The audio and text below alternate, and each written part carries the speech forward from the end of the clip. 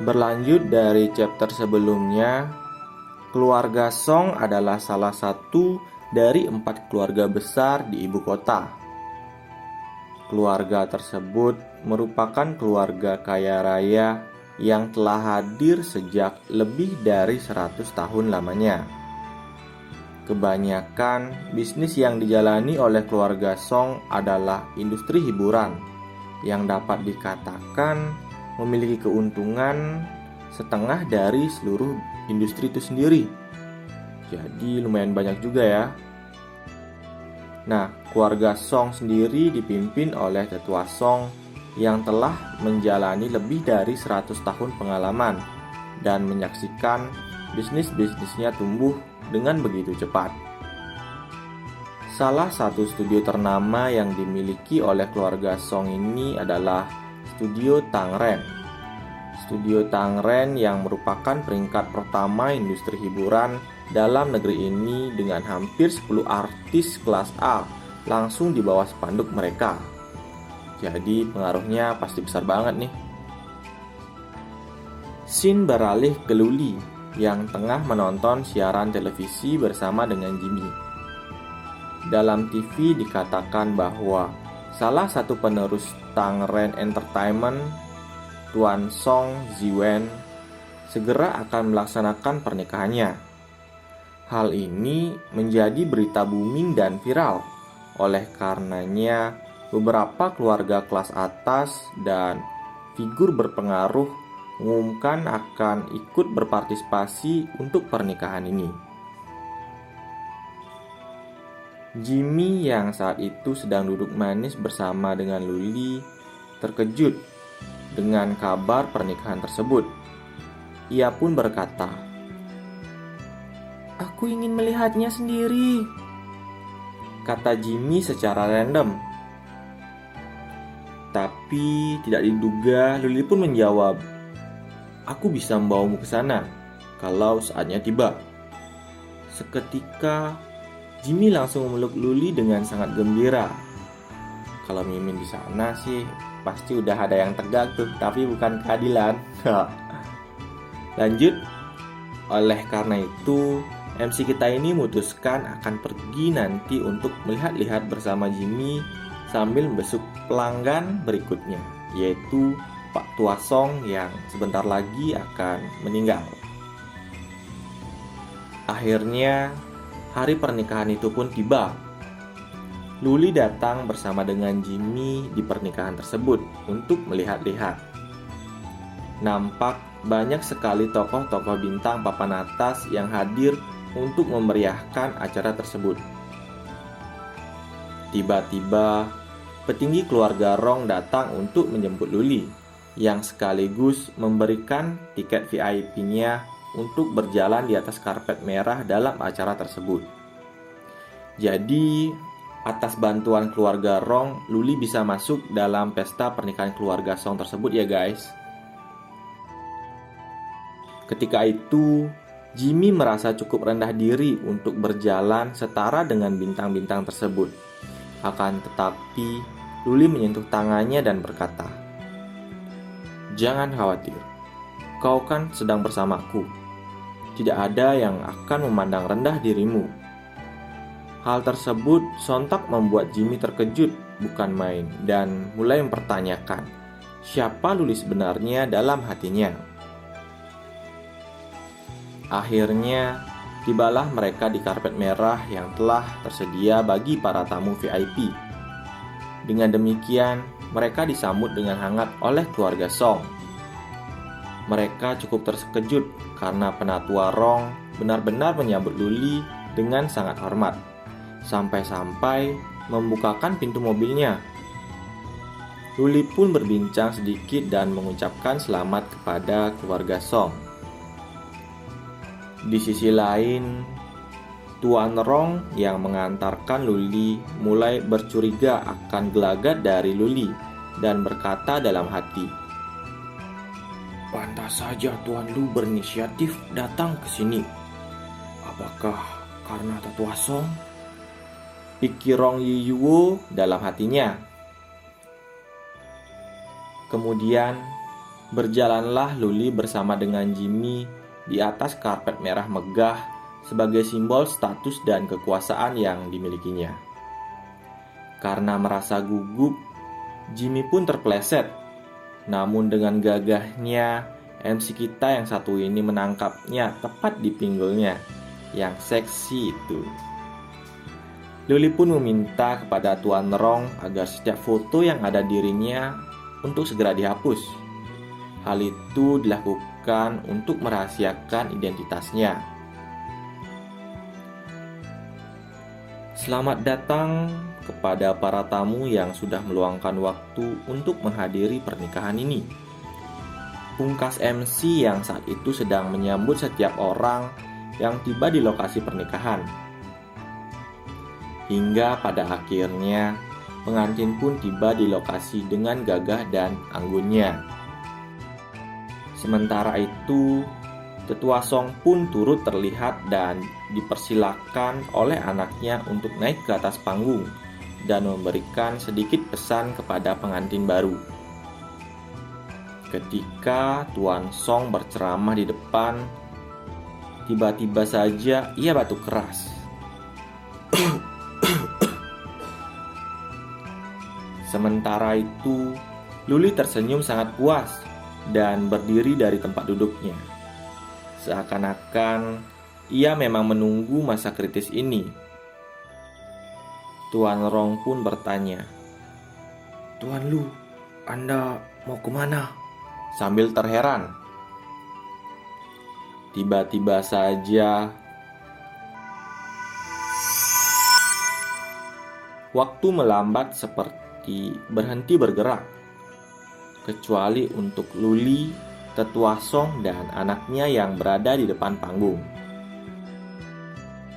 Ia mulai berusaha memanggil keamanan, akan tetapi hal tersebut tidak berhasil karena setiap inci benda yang ada di dunia telah dihentikan sementara oleh kekuatan Luli.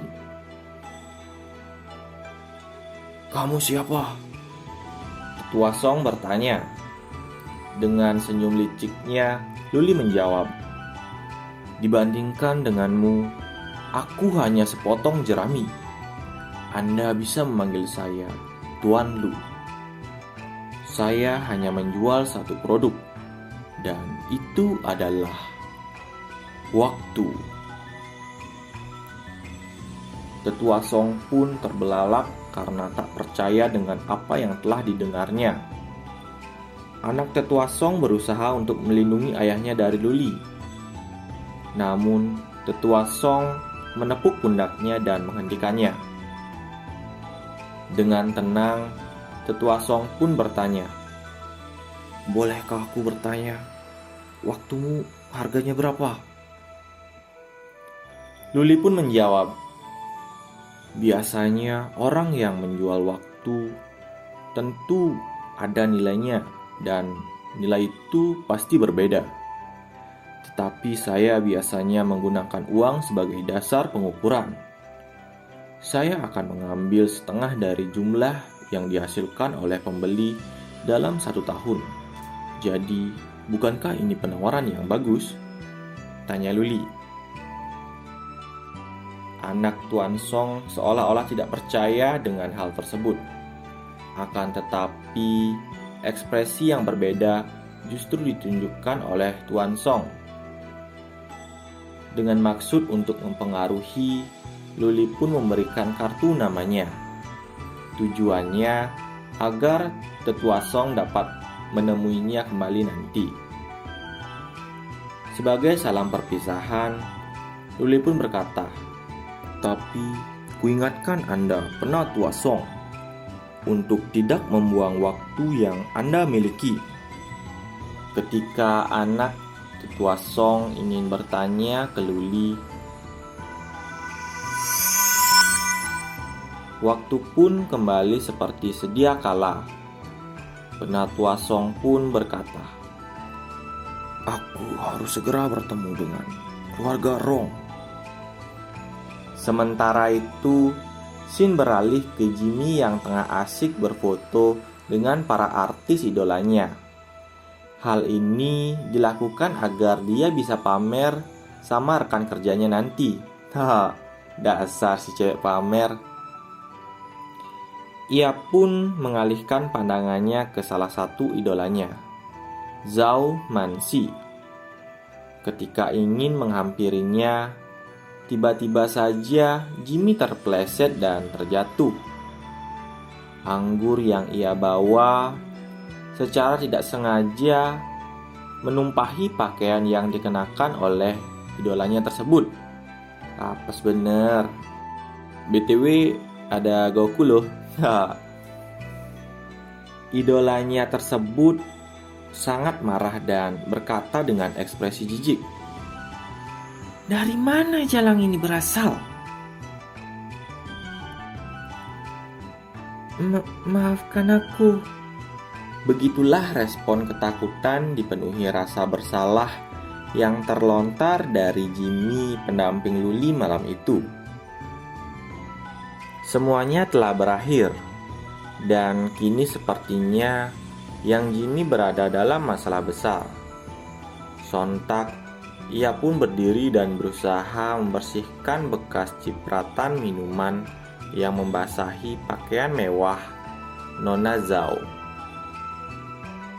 Namun naas, sebelum tangannya menyentuh pakaian itu, tangan Nona Zhao sudah duluan menepis tangan Jimmy terlebih dahulu. "Jangan sentuh aku dengan tangan kotormu itu," kata artis itu sambil berteriak. Kemudian,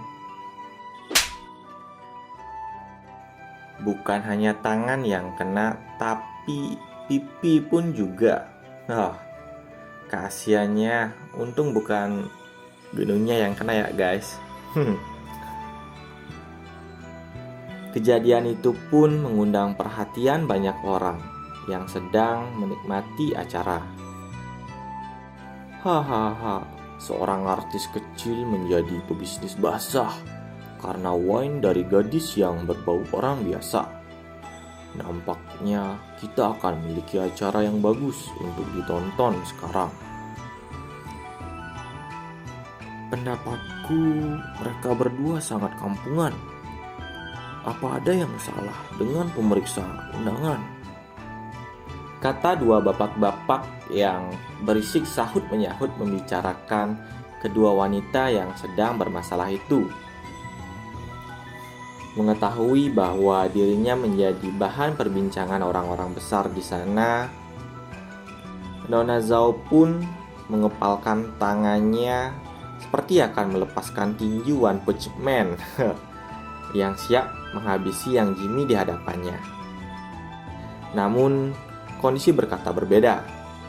Artis itu lebih memilih mengambil minuman seorang bapak yang di sampingnya dan menyiramkan minuman itu ke arah yang Jimmy.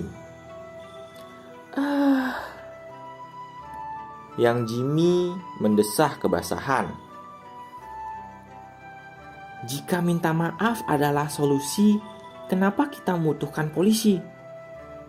Kata yang sungguh badas yang keluar dari mulut artis itu. Sambil melanjutkan perkataan marahnya, ia mengacungkan tangannya ke udara dan tamparan telak mendarat di pipi Jimmy yang mulus. Yang Jimmy pun tersungkur ke lantai. Dengan sedih dan menyesal, ia berkata dalam hati, "Jadi ini kelas masyarakat tinggi. Ini tempat yang selalu ingin kucapai." Sungguh fakta yang menghancurkan ekspektasi. Artis itu berbungkuk dan mengambil dagu yang Jimmy dan menjelaskan alasan kenapa ia melakukan itu, yaitu sebagai jalan keluar dari situasi tadi. Hingga sesaat kemudian, pahlawan kita pun muncul. "Pergi dari dia. Ku bilang lepaskan tanganmu dari dia." Itu adalah Luli, sang salesman waktu datang dari balik kerumunan berjalan menuju dua wanita yang sedang berseteru. Sambil menunjuk Luli, artis itu berteriak, "Dari lubang kotor mana kau datang?" Pak Tua Song yang sebelumnya berjalan di belakang Luli kini telah berada tepat di sampingnya, sembari memberi jawaban pertanyaan artis itu. "Tentu saja, ia tamu undanganku. Nona Zhao, sifatmu sangat buruk hari ini."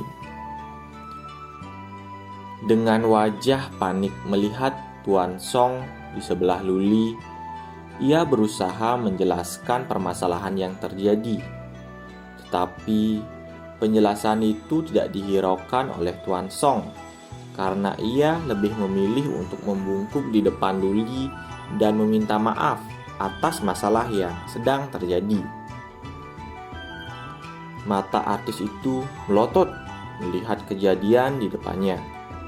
Tak menyangka Tuan Song yang sangat dihormati itu membungkuk di depan orang yang bukan siapa-siapa. Apalagi dia sampai menyebut Luli dengan kata Tuan. Sungguh di luar dugaannya sekali. Dalam hatinya, artis itu bertanya-tanya, "Tuan Lu, dari mana sebenarnya dia berasal? Hingga ketua membungkuk ke dia." Seperti menggunakan kartu reverse di Uno, keadaan pun berbalik 180 derajat. Tuan Song tiba-tiba menatap tajam ke arah Zhao sambil menyuruh dirinya untuk segera minta maaf ke Luli. "Nona Zhao, minta maaf ke Tuan Lu." Tetapi Zhao tidak langsung meminta maaf. Dirinya terlihat sangat mempertimbangkan hal itu. Sampai akhirnya Luli ikut menatap tajam ke arah dirinya. Akhirnya Zhao pun luluh dan ikut membungkuk meminta maaf. "Tuan Lu, saya mohon maaf," kata Zhao terpaksa. Namun Tuan Song yang peka akan hal itu lantas berkata, "Itu tidak cukup tulus." Mendengar perkataan itu, Zhao mengulang ucapan maafnya dengan lebih keras. Namun Tuan Song masih belum puas. Zhao mengulanginya lagi, tapi ceritanya masih sama. Tuan Song belum puas. Hingga Zhao dengan sadar menampar dirinya sendiri karena merasa semuanya akan adil ketika apa yang dia lakukan ke Jimmy terjadi juga ke dirinya.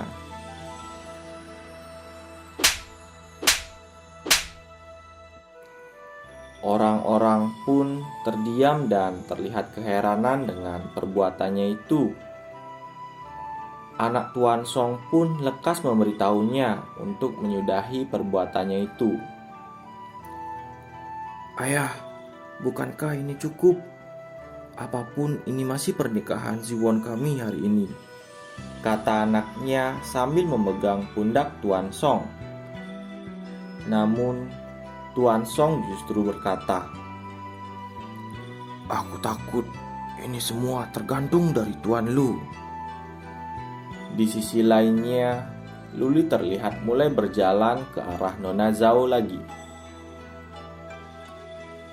Walau nggak kelihatan, tapi kalau dilihat dari adegan berikutnya sih, kayaknya Luli habis nampar balik si Zhao ini habis-habisan tuh.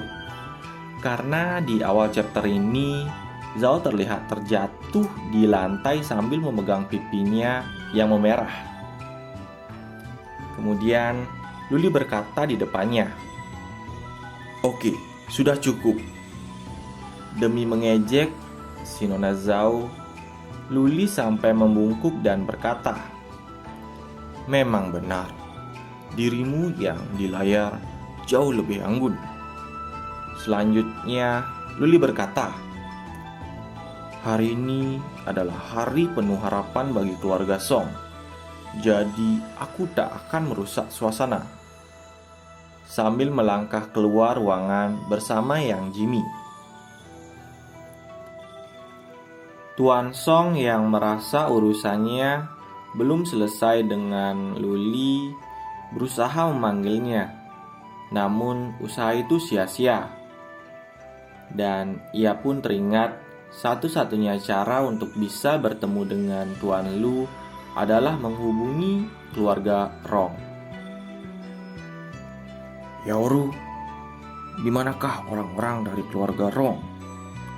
Aku harus bertemu dengan mereka."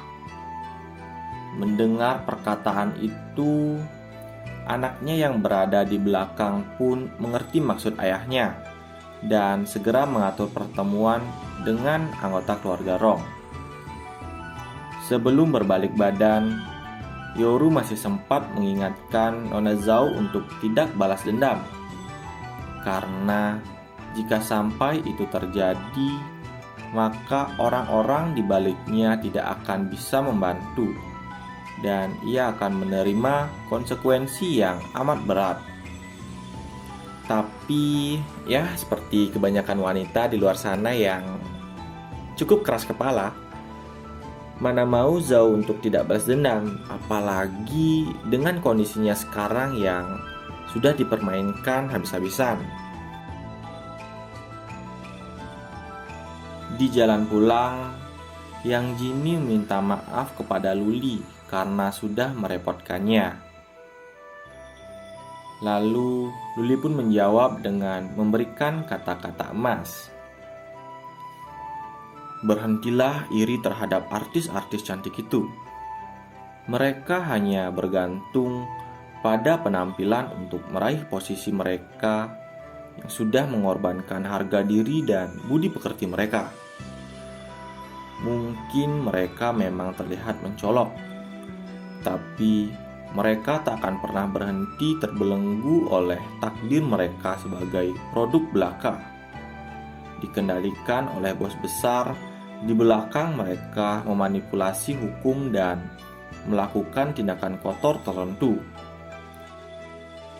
Intinya, Luli menyuruh Yang Jimmy agar tidak iri dengan mereka dan juga jangan takut. Ya, kenapa harus takut juga sih? Mereka kan sama-sama makan nasi, bukan makan orang gitu. Bukan kayak Santoso maksudnya. Sesampainya di depan apartemen, mereka melihat tetangga sebelah yang montok. Bukan, maksudnya yang sedang kesulitan karena harus membawa paket belanjaannya seorang diri. Dialah Nyonya Zhu, nona besar akademisi terkenal keluarga. Ya, memang besar banget sih, tapi sayang, dia diminta ayahnya untuk menikahi pria yang dia belum pernah temui sebelumnya. Terlebih lagi, ia baru mengetahui kalau pria tersebut ternyata sakit-sakitan dan sekarang hampir meninggal. Melihat wanita bergunung besar itu, Luli pun menghampirinya yang berniat untuk membantu membawa barang-barang yang tergeletak di depan rumahnya. Dan Jimmy dipersilakan untuk kembali terlebih dahulu ke apartemen. Sesampainya di halaman rumah tetangganya itu, Luli melihat Zhu sedang membungkuk sambil mencoba mengangkat kardus barang-barangnya itu. Sembari menawari bantuan untuk mengangkat barang, Luli mulai memperkenalkan dirinya. "Aku tetangga barumu. Nama belakangku adalah Lu. Izinkan aku membantumu ya," kata Luli. "Kalau begitu, aku sangat berterima kasih Tuan Lu. Ngomong-ngomong, namaku Zhu Shuiqing. Aku cuma dengar kalau ada tetangga baru, tapi aku tak menyangka akan semudah ini. Bisnis macam apa yang kau lakukan, Tuan Lu?" Tanya Zhu keheranan, dan sudah bisa ditebak kalau Luli tidak akan memberitahu profesinya, kepada orang-orang yang baru dijumpainya. Ia hanya menjawab bahwa ia menjalani usaha kecil-kecilan, UMKM kayaknya tuh, sambil mengeluh, coba saja kalau ada pesaing. Sambil membawa barang-barang itu, Luli mencomot sembarang topik dan ia bertanya, kenapa wanita sepertimu ini harus memindahkan kardus-kardus ini sendirian? Zu pun langsung terdiam sambil berkata bahwa suaminya sudah tidak begitu sehat. Hal itu secara tidak langsung telah mengkonfirmasi rumor yang pernah didengar oleh Luli. Sambil membenahi rambutnya, Zu melanjutkan penjelasannya. Dan di rumah tidak ada orang lagi yang bisa membantuku.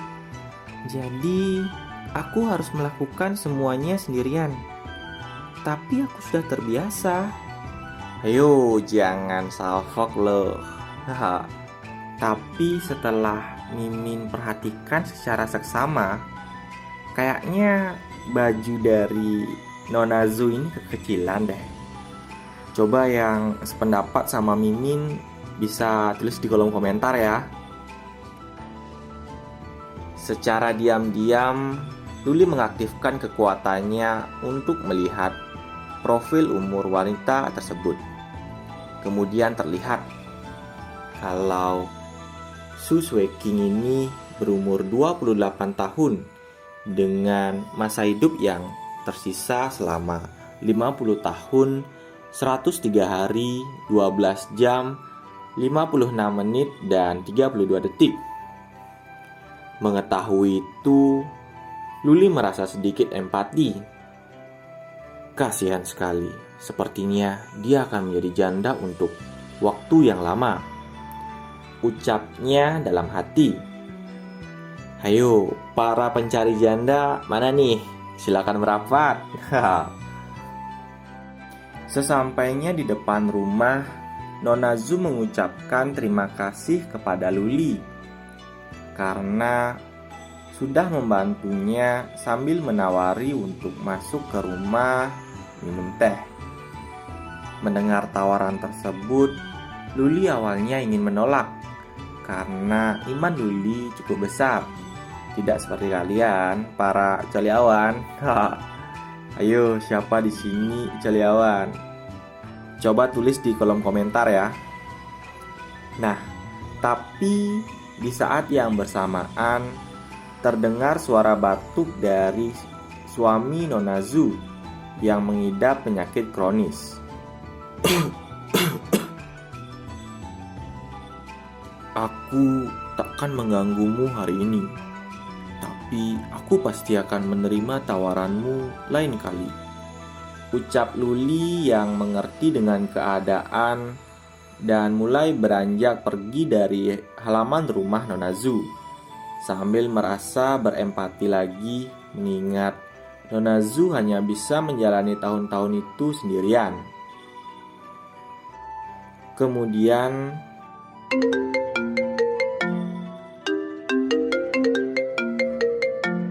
suara telepon berbunyi dari dalam saku Luli. Ternyata itu adalah telepon dari keluarga Tuan Song yang diwakili oleh anaknya untuk membahas perihal transaksi.